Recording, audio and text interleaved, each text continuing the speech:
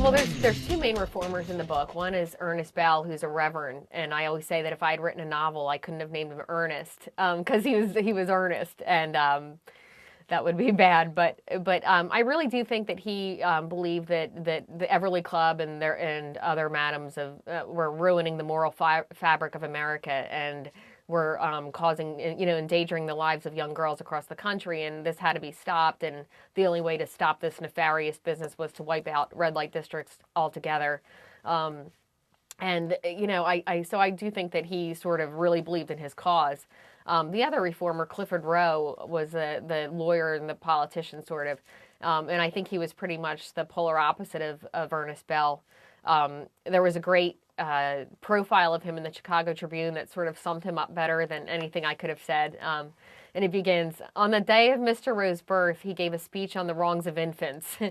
And he's been speaking on the rights or wrongs of someone or another ever since. He has his ideas, and he has made up his mind that the world is going to hear them.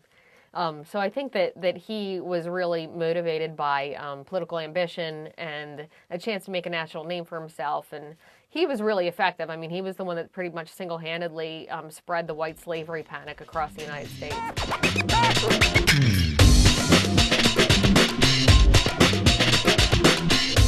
Well, the women were interesting because they obviously didn't have a political voice. They couldn't vote. And as I said, I think earlier, they were even barred from saloons where people discuss politics.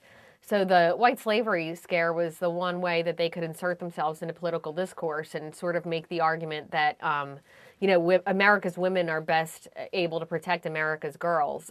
So why don't you let us take the reins? And I do think that this was this movement and the way that women were able to sort of give themselves a voice collectively, the Women's Christian Temperance Union, among others, paved the way for suffrage in 1920, I guess it was.